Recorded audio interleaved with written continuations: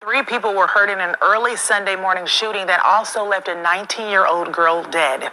5 2's Ty Hawkins is live at St. Louis Metropolitan Police Headquarters with more details on this deadly shooting. Good morning. Now listen, this girl, she was, hanging out with some people that were getting shot at. A lot of people will say, what was she doing hanging with that crowd? Or, why was she out at that time? Or whatever the case may be. This is why I talk about, if you check out my lives on Tuesday and Friday at 9:30, I get into this a little bit more, and you get to hear other people speak about their perspectives and experiences. But at the end of the day, when we get to the nitty-gritty, we all pretty much agree on certain things. Proximity to sunmen is dangerous. Now, that sun man may be the salt of the earth. He may be the greatest person in the world. But a minor dust up, misunderstanding, mistaken identity, look, anything with another, psychopathic sun man. And he may not even know it's coming. Or he may, be like, oh man, that wasn't nothing. I just had some dude around the corner was said something. We got into it, and but I ain't tripping off that. His situation, however minute and petty it is, now you're around him. And here they come. And they're going to shoot everybody who's right there. Okay, they're not going to come up and shoot him. He might not even get hit. They're just going to see him, and whoever's there, they're spraying it. If grandma was there, she would have got hit. They don't care. So it's like 600 mass shootings in the stand. 600? And about 80 or so in the rest of the country, between the glacier gliders, the hombritos, and the crouching tigers, and most of those is hombritos.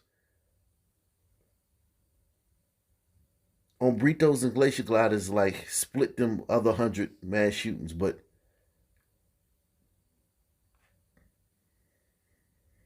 $600 mass shootings in the stand this year. Very dangerous being around Sunday. Her family was naturally devastated at the news from early Sunday morning. Now they're hurt and want justice. Community to step up and this not be one of those unsolved, senseless, ruthless executions, because that's what it was. I love grandma's language. I want y'all to listen very close to her language.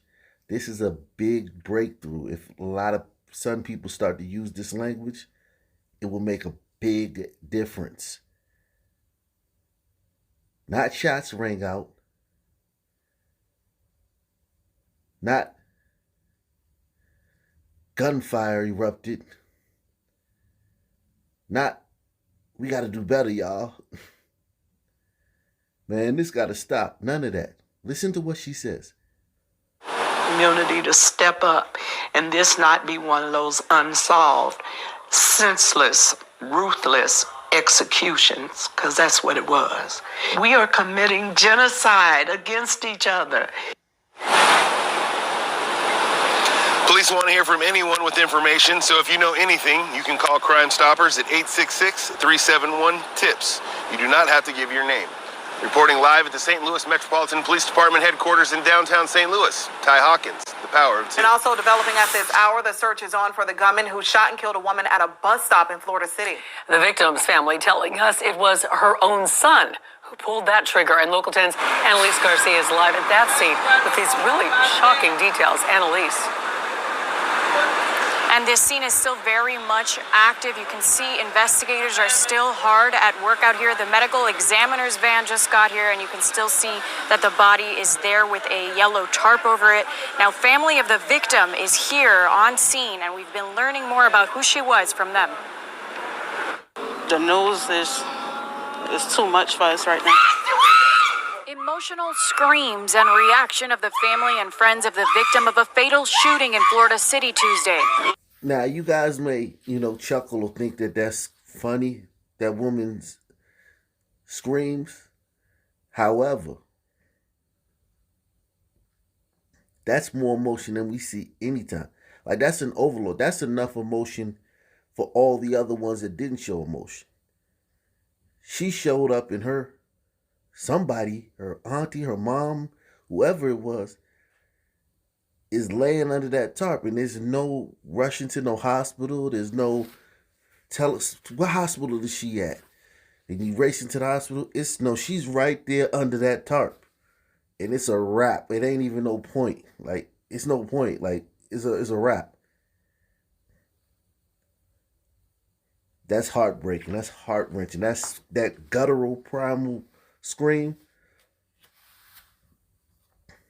This woman right here has she has the emotion that we see missing a lot in a lot of these stories, where the mother looks like usually the mother of the fallen, or the aunties or the cousins and the sisters of the fallen son person. They look like they bought a $1 scratch-off ticket and it was 4 numbers, and they got the first 3 right, and they missed the last number, and it's like, oh crap.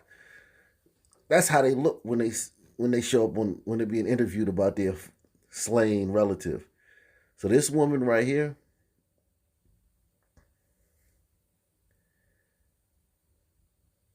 this is real. This is what it feels like for those people, man, when they show up on that scene, and it's like they're not even rushing her to the hospital. She's just laying there like she's part of the crime scene. Wow. The news is too much for us right now. Emotional screams and reaction of the family and friends of the victim of a fatal shooting in Florida City Tuesday. Larita is my cousin. She's a strong woman. Family tells us this is the victim, Larita Bruno, mother to 4 kids. She came from Haiti. She loved her kids so much. She's a hard worker.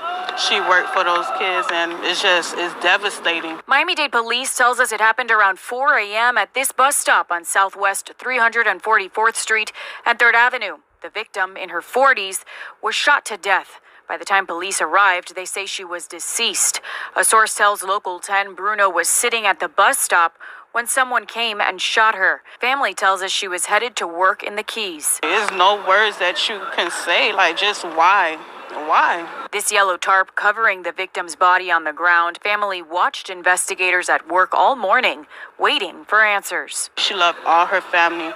Every time she see me, she be like, I love you, cuz. Miami-Dade police tells us this was a domestic situation. It don't matter if we went days, months without talking, the love was always there. Now back out live, you're taking another look here at the tarp covering that deceased victim's body. The medical examiner van just got here, and we are working to find out more as to who was responsible and if any arrests have been made. For now, I'm live in Florida City. Annalise Garcia, Local 10 News.